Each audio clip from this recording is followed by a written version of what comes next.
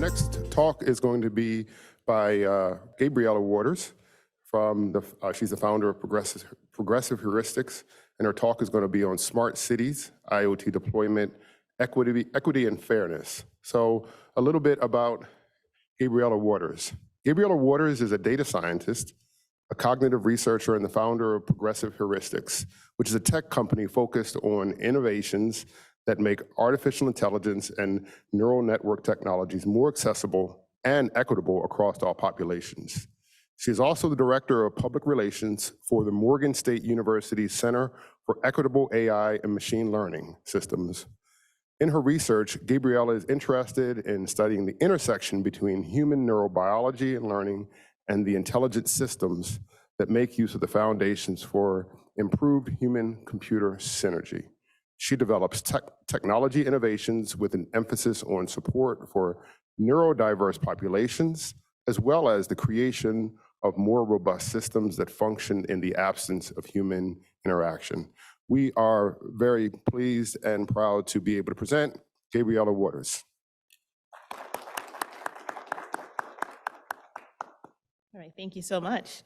I am very happy to start this presentation, and it's a topic that's near and dear to all of us, whether we realize it or not. Smart cities and their technology are very much entrenched in our daily lives in ways that we may not be noticing out of the gate. So I want to start with a little bit of an introduction on Seamless, which is the Center for Equitable AI and Machine Learning Systems. It's there to facilitate research that looks at the development of standards, identification of new methods, and advancement of innovative technologies that benefit everyone on the planet. So we share that kind of passion to affect change across the globe. Seamless serves as an interdisciplinary nexus for thought leadership in the application of fair and unbiased technology and its applications. The center will remain rooted in scholarly stewardship, cultivating the next generation of students at all levels, as well as lifelong learners across industries and areas of study. So we're not just limited to computer scientists. AI and machine learning technology is available for artists, musicians, and every other kind of walk of life.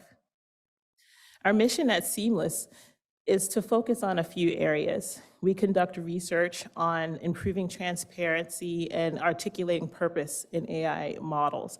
A lot of times AI doesn't have explainability right on the surface. And in order to make it a more trustworthy technology, the center is focused on making sure we have open internals and good explanations for how the technology is being used, developed, and deployed. We also look at how to include fairness as an optimization objective. That needs to be a target. It can't be sort of a lofty goal. It has to be something that's measurable and included. We look at how to develop new tools and techniques for detecting bias and reducing the disparate impact caused by that bias. So if you don't have equity in mind as part of your development, you may have bias as part of your outcome. We also look at how to develop adversarial tools to stress test models. So we're not just going to talk about these things in theory. We want to put them through their paces and make sure they do what they say and that they live up to expectations. So we have a few goals at Seamless that you can see here. But one of the main things is that Seamless is going to be that resource for developers and the public by promoting the development of models that are open for analysis and that are linked with visual analytics so that everyone is more knowledgeable about the capabilities, the limits, and the biases that these models may possess. Seamless also analyzes new innovations to determine ways in which they could become problematic or damaged due to algorithmic bias, either actual or perceived. So you can kind of see our goals there on the screen. And one of the things that sets Seamless apart is that we are really interested in those open internals that I mentioned. So all of the research and the work that we do is going to be open for others to see so that they can apply those techniques as applicable to their use cases. So we're not just working in a vacuum. We are asking for that kind of explainability, and we are also willing to demonstrate it. We have several interdisciplinary research thrusts, and I think that word interdisciplinary is very important to focus on because we are not existing in just a vacuum. As I mentioned earlier, artificial technology crosses into every area at this point in its existence. And so it's important that we bring lots of different kinds of thought to the table. In that vein, Seamless seeks to answer simple but impactful questions with its research, such as, could an AI model cause harm, or could it perpetuate existing social hierarchies that prevent a fair playing field? Furthermore, the center endeavors to facilitate the development of formal standards for data preparation, model training, and deployment to promote equitable AI. This is all accomplished in part through the formalization of testing protocols for new AI innovations that promote the detection and mitigation of algorithmic bias. So the center is seeking to create that set of standards, that set of best practices that AI can measure itself against to make sure that it's operating equitably and that it's being deployed fairly. And so you're seeing sort of some of the areas that we promote research in. We're not limited to these areas, but these are just a starting point. The center opened on July 1st officially, and so we've got a ways to grow. And this gives us a little bit of a framework as we start out on how we're going to conduct that research and what areas we start out with. So if you were interested in partnering with Seamless in any way, this gives you a place to start. But as long as your projects fit within those first set of goals, you're good to go. So I've introduced the center. I'm not going to spend my entire time on the center, but I feel like it's important to highlight what the center does to give us a little bit of context for why we're also interested in the technology of smart cities. So the Internet of Things and its ever-increasing reach has allowed for the creation of algorithms that can better understand and optimize city services and infrastructure. So if you're not super familiar with smart cities, one of the things you can think about in terms of the technology and how it's deployed, things like traffic and congestion are measured in smart cities and how we can alleviate some of the burden of certain roads and the infrastructure involved in that. Smart cities IoT deployment, and for those who are not technically savvy, it's the Internet of Things, allows us to see in real time what's happening at the street level and beyond. In IoT, location absolutely matters. And we start with GIS technology. GIS technology stands for Geographical Information System. So when you think about the pin on your map, when you go somewhere from your GPS, that's an example of GIS technology.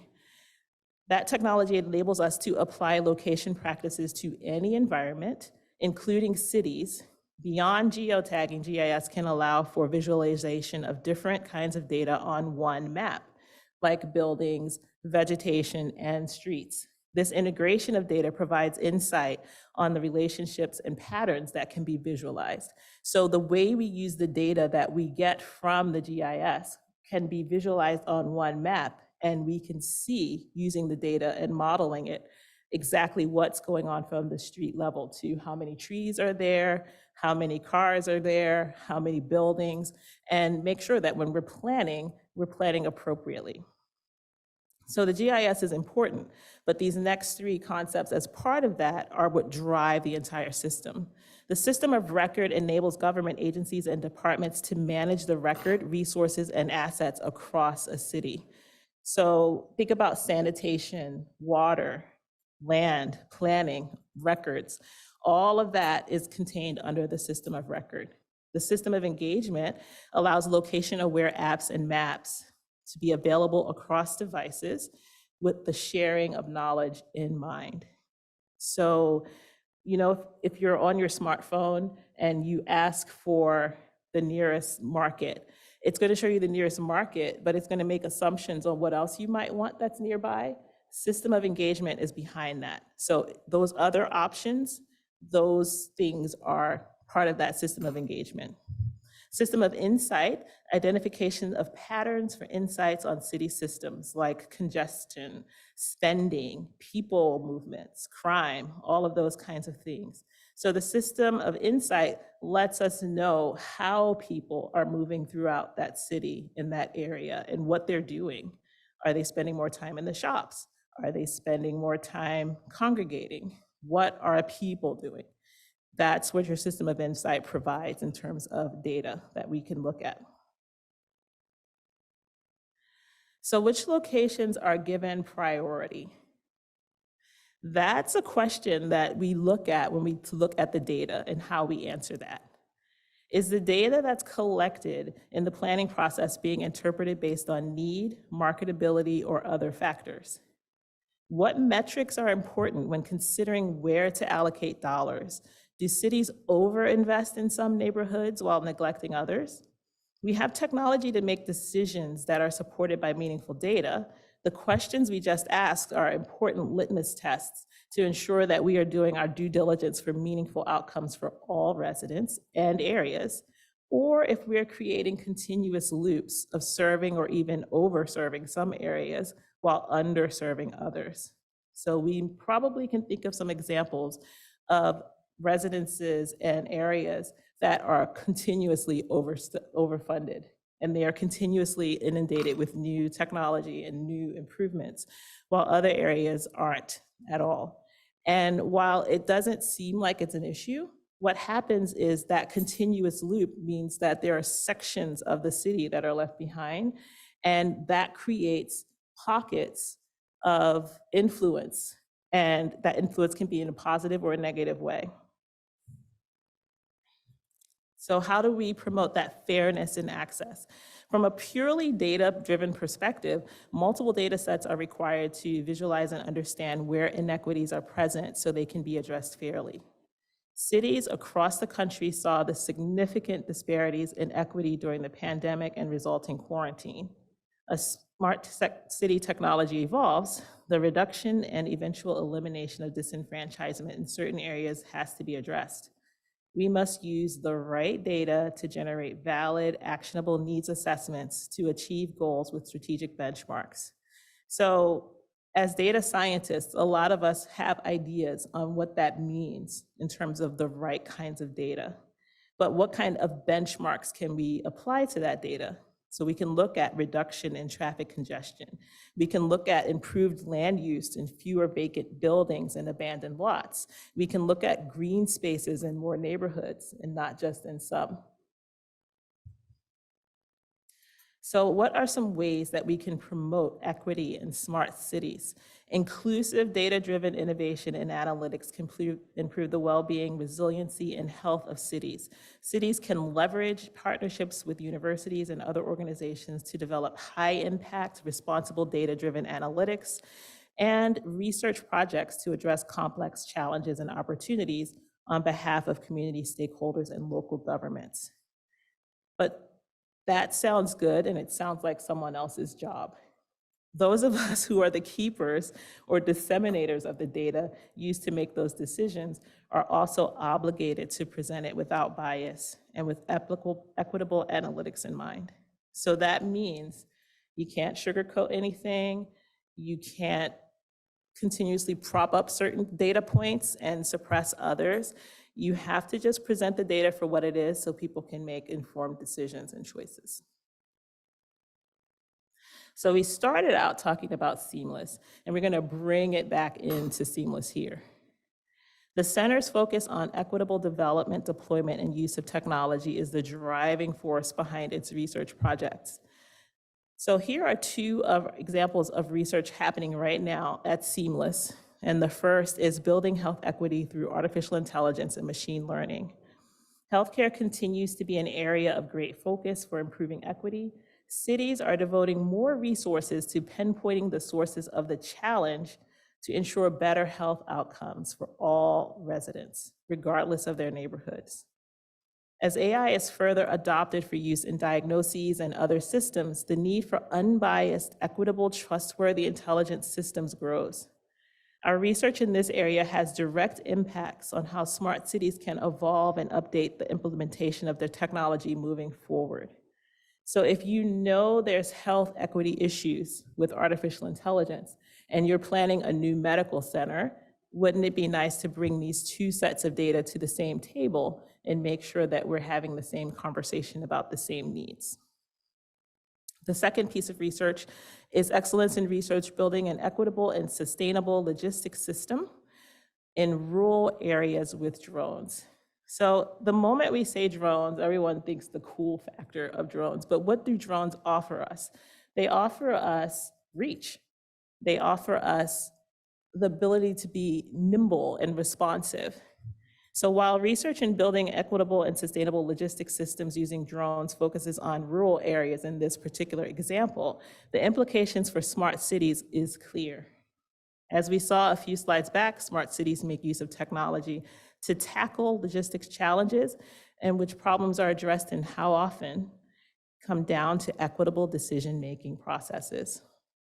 Our research in this area adds to the discourse on how these logistics systems are deployed and provides innovative solutions for challenges. These outcomes will provide a point of reference for smart city logistics and applications. So one of the coolest uses of drones in recent times was actually in a hospital in Africa. And there was a hospital in a very rural area and they needed blood. And it was over an hour's drive. They sent the blood on a drone and it got there in 15 minutes. When we think about smart cities, we think about technology like drones. Where are they? Who's using them? How can we monopolize on this concept to serve others? It takes a bit of creative thought in how we can apply the technology and the information that we have. And the Internet of Things is just one way, one piece of the puzzle on understanding and mapping out what's available and to whom, and how we can use that to serve more of our residents. So I'm trying my best to be as brief as possible. So I'm going to stop there and thank you for your time. And thank you to Dr. Dutta and Dr. Chavis for the opportunity to offer some perspectives on smart cities and IoT technology. And thank you to APL for hosting us. So any questions or comments, feel free. Yes, so there's a question online from, let's see. Don Harris. Don Harris. Yeah, Don Harris. yes, Don Harris. His question is, would you comment more about the underserved neighborhoods where residents are fearful of surveillance? For example, immigrants are concerned about ICE monitoring. Sure. So I think that's a good example of how the technology can be applied in ways that are not as equitable in some resident areas versus others. So there are neighborhoods where you can ride through and you won't see these kinds of surveillance technologies in place. And there are some neighborhoods where you ride through and you see it everywhere. So we need to ask ourselves some tough questions about what kind of environment we want to create psychologically for our residents as well as physically. So is the technology being used to enhance or make people feel safer, or is it being used more as an intimidation factor? We have a voice in how that is developed and deployed. So in moving forward, we can use that technology and the data to say, hey, all of this surveillance has not created any reductions in the crime that you purported, or it hasn't improved any outcomes that you purported. So maybe this isn't the best use of the technology. Let's invest in. So we use these data metrics as a point of conversation. And if we use the data fairly and put those points together, we can make sure that we are applying the technology in a more equitable way. Thank you. Second question from Frederica Darima. She asked, what modeling do you use or plan to use in the analysis of the data? After all, we say data analytics, but what we really need is systems analytics.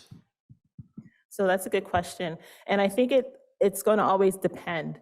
So you need to know what you want the outcome to be. Is it going to be something like a linear regression? Is it going to be something like a logistical one? What's going to give you the best picture of what you're interpreting when you look at this data along certain lines?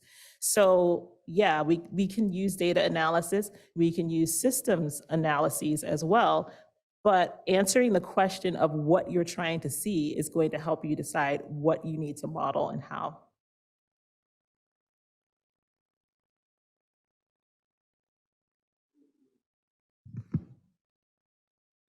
Hi, Dan.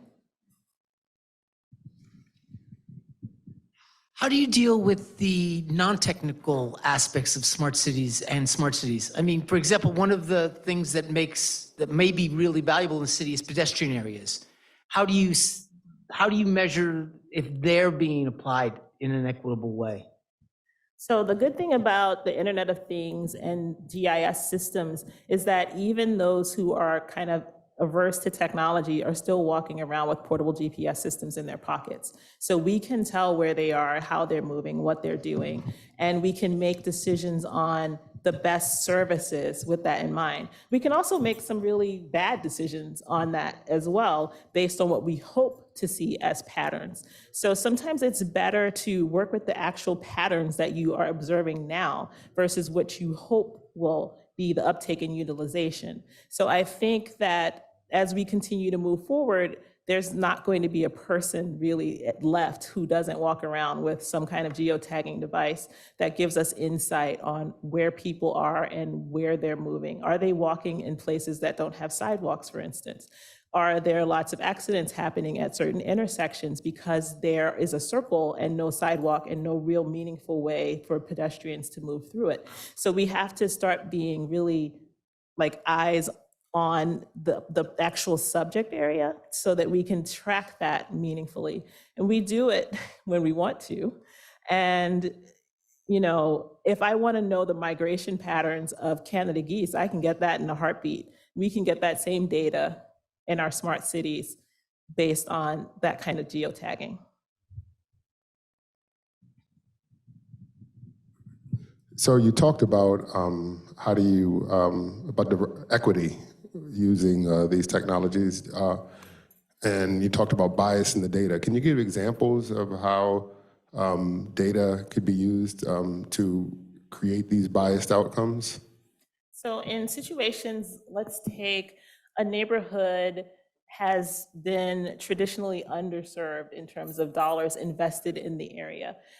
There are shrinking participations in classrooms in the local school. There are lots of reports of crime and things of that nature.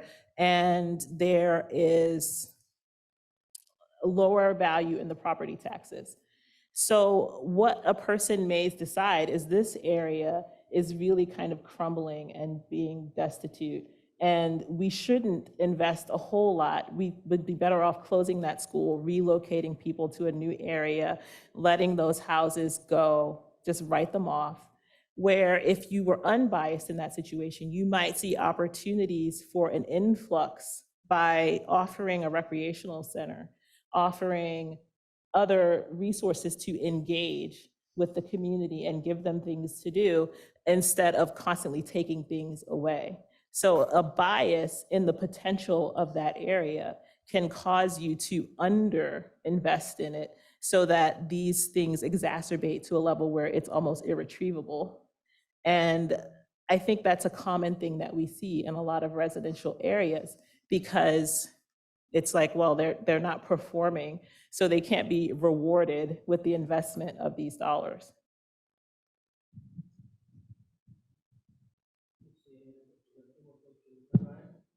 Yeah, I guess I had one question. I guess for Seamless, what do you see as the deliverables? I guess you could say, like, do you envision this program where you provide analysis to the institutions that are making the decisions, or do you see it the outputs of the program being maybe standards?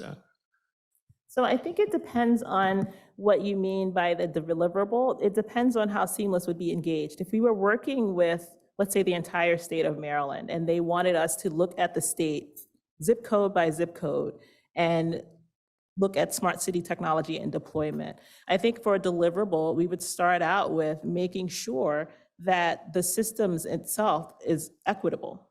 are we serving everyone in an equitable way? Equitable and equality aren't the same thing. Equality is everyone gets the same chair. It's the same height, it's on the same level. Equity is the person who's 6'9" gets a different chair than the person who's 4'11". So we want to make sure that the technology is being applied zip code to zip code in an equitable way. And then we want to look at how the data metrics are being applied. Are we really looking at the right data, or are we looking at the same data repackaged over and over again? And then are we reinforcing bias, or are we putting our eye more toward the viability of the residents and making sure that everyone can actually thrive versus exist? So there are a lot of different ways to look at deliverables, but it would depend on the kind of partnership that we would take and how we can be the most impactful. And I think something like this would be a project that you would work on and have maybe 2 or 3 years where you can have benchmarks and make improvements, because some of these are expensive improvements, if we're being honest. And some of these are the battle of beliefs, which it takes time to, reverse certain thought processes. So we have a number of questions online. The first, a comment and a question. The comment is, your example of transferring blood was good. Are there more examples that you can elucidate related to, I guess, to the use of drones? Oh, yeah, absolutely. So we have, at least where I'm from in Baltimore City, we have a lot of neighborhoods and areas that are really hard to navigate during certain areas, at certain times of day rather. So traffic congestion is a really big deal. And we have a lot of older populations. So if we were able to deliver, let's say, your prescription by a drone, instead of trying to figure out how to get the mobility bus to the person and get them to the pharmacy and then get them back home and try to do that outside the rush hour window and do all of these things, it might be easier to get that particular medicine to the person via drone. That's an idea. It doesn't have to be done, but it's a way of using the technology to deliver for people who are often invisible in the planning of cities and their infrastructures. Drones could also be used in novel ways to enhance educational opportunities. So for those schools that don't have a lot of technology or access to technology, during the pandemic, we saw this, where companies were making partnerships with local school systems to offer technology because the divide between those who have access and don't was so great. Drones offer an opportunity to improve that access without as much of an investment. And what that access can do is kids love drones, number one, but it makes people more excited about technology, how it can be used, what can be done with it. And it gives us the benefit of young minds creating new use cases for the technology in ways that we might not have thought of. So I think that drones can sort of be a way to bridge the gap between certain services, to improve access, and to often level the playing field for a lot of different groups.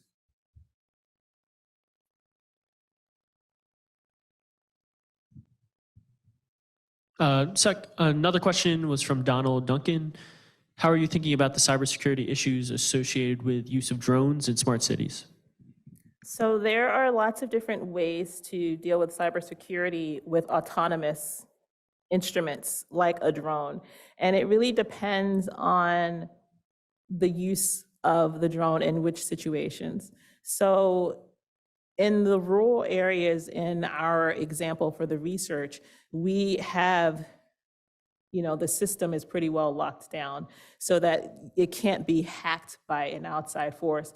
Cybersecurity is always going to be an issue for all of the smart cities and the smart technology that we use. So we're constantly watching these innovations and applying them as much as possible, but we also want to allow the right kind of access and room for the growth in the application of the technology. So while we are trying to keep outside forces from coming in, we're also trying to leave just enough room for the inside forces to grow it and move it to a different level of use. But there are definitely cybersecurity implications that we are taking into consideration. And at Seamless, we don't try to be all the things. So we absolutely have partnerships with those who are specializing in those areas to make sure that we're crossing all of our T's and dotting all of our I's. Another question online. You made a comment about equal versus equitable. And the question is, when you talk about equitable, do you mean using IoTs, we have less problems of being political or influencing certain classes of persons? So if I understand the question, when I talk about equitable in the IoT, it's not necessarily about being political. Your refrigerator, your microwave, your Roomba, they all are into the Internet of Things, and they're not political devices. So that technology is reporting on usage, frequency, energy, all of these things that are required to run it. But then you have other items that are absolutely able to be influenced by political things like your smartphones, your tablets, and ads that are being served to you. So it really depends on, one, for your smartphones, your tablets, things like that, it depends on your history. So the things that you're served are going to mimic the kinds of places that you visit. If you visit a lot of places online that are leaning toward one sort of political end of the spectrum more than others, you'll be served more information from that.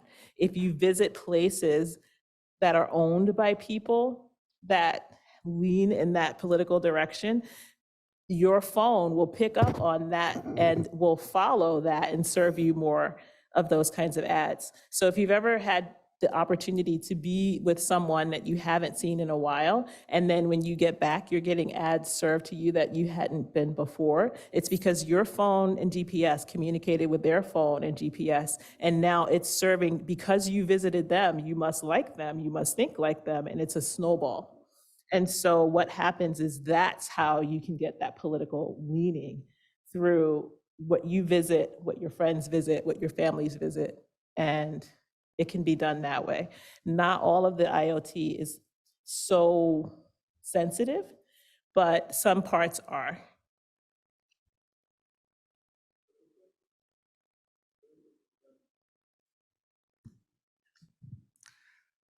He-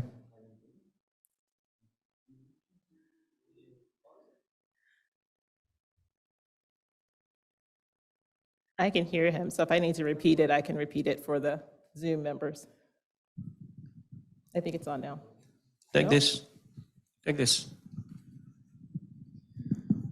Yeah, you don't need to press. Hello? Okay. You mentioned something about the guidelines for the misuse of the technology. Could you please tell us more about it? So there are lots of ways to misuse this kind of technology.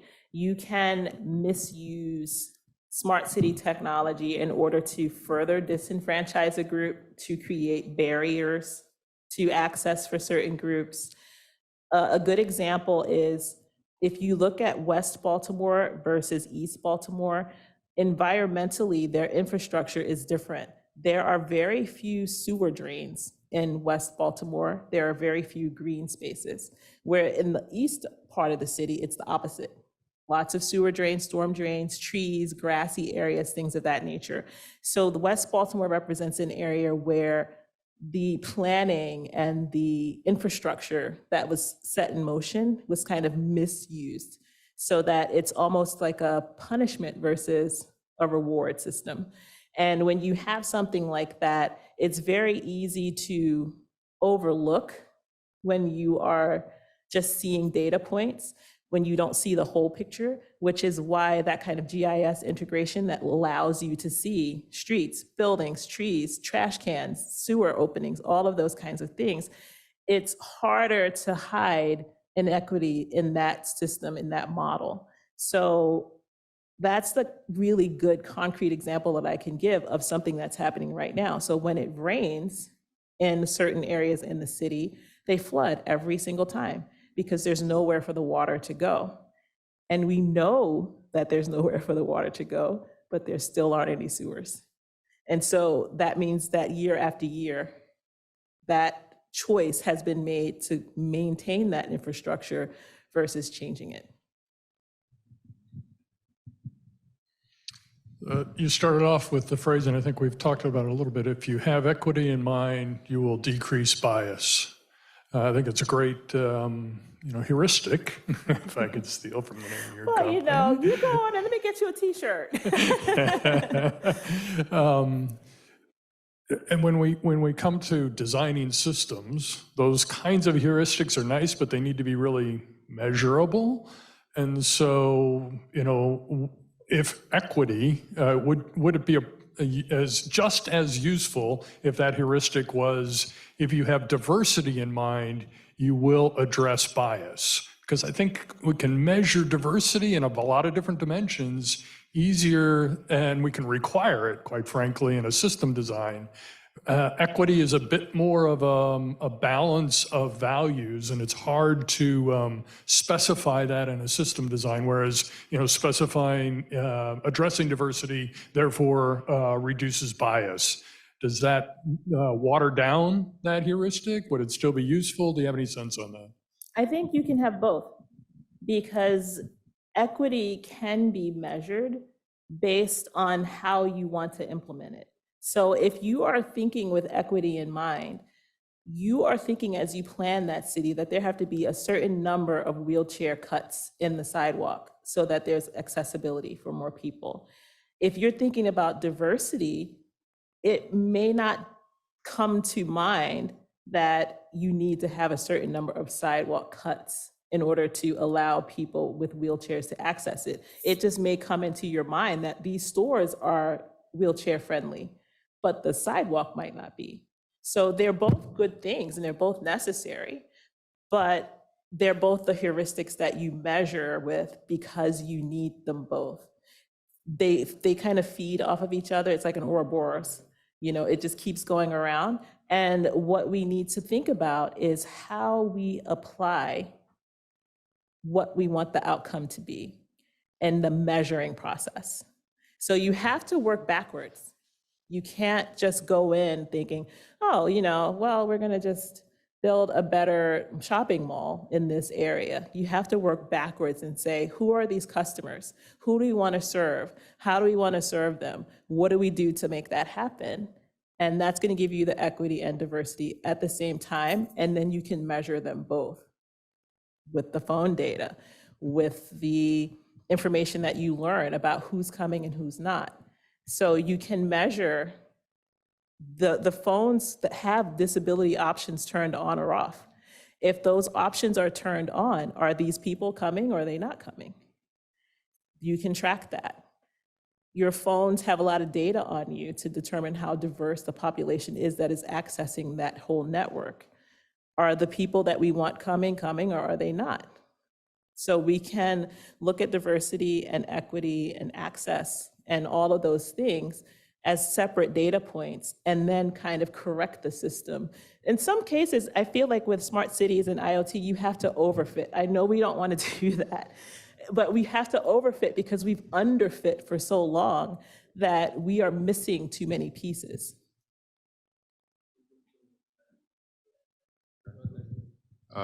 So another question from the chat.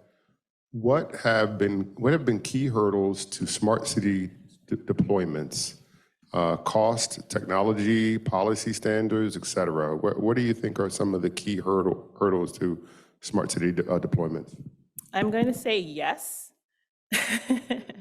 And then I'm going to say it's also thought process, because there are a lot of people in positions to make policy and make changes and make suggestions who just aren't in the right mindset to adopt the technology and maximize it for what it's worth. Despite the influx of technology, a lot of the people in the positions to make these changes are just not thoroughly embracing the technology and how it can work. And so they will cite things like it costs too much money, the policy will never get passed. They will make a lot of different reasons for why it can't be done because it's a thought process. And unfortunately, for a lot of the politicians that are in that position or the policymakers, they are just too set in their ways and too stuck in how things used to be to actually adopt that kind of change. If you use the technology well, and if states are creative, they can do a lot of it without, bankrupting themselves. It requires collaboration, it requires creativity, and it requires a willingness to serve the people that live in these places. And some people, this is a job. Some people, it's a passion. And eventually you have to start voting for who's going to represent you in the best way, because otherwise you're going to get more of the same. So it's not just on the policymaker, it's also on us as the citizenry to also make our voices known that we want better cities and we want stronger, thriving metropolitan areas and thriving and healthy rural areas as well.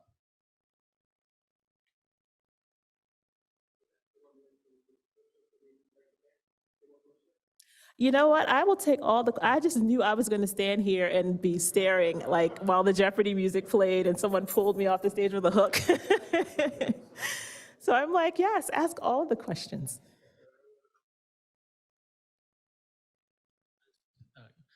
From Vivek, he asked, what have been the key hurdles to smart city? Oh, you did that? Oh, okay.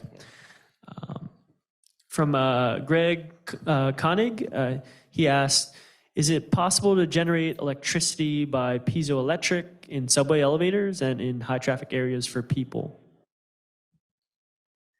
Is it possible? Yes. Is it happening often? No. And we could be doing that in spin cycle rooms and gyms as well and connecting that into the grid. This is just another way of creatively thinking about the problem and ways to address it. So yeah, we could absolutely be doing that. And no, we're not really maximizing on that particular area of power generation. I would love to see it. I really would, especially connected to the spin cycle room.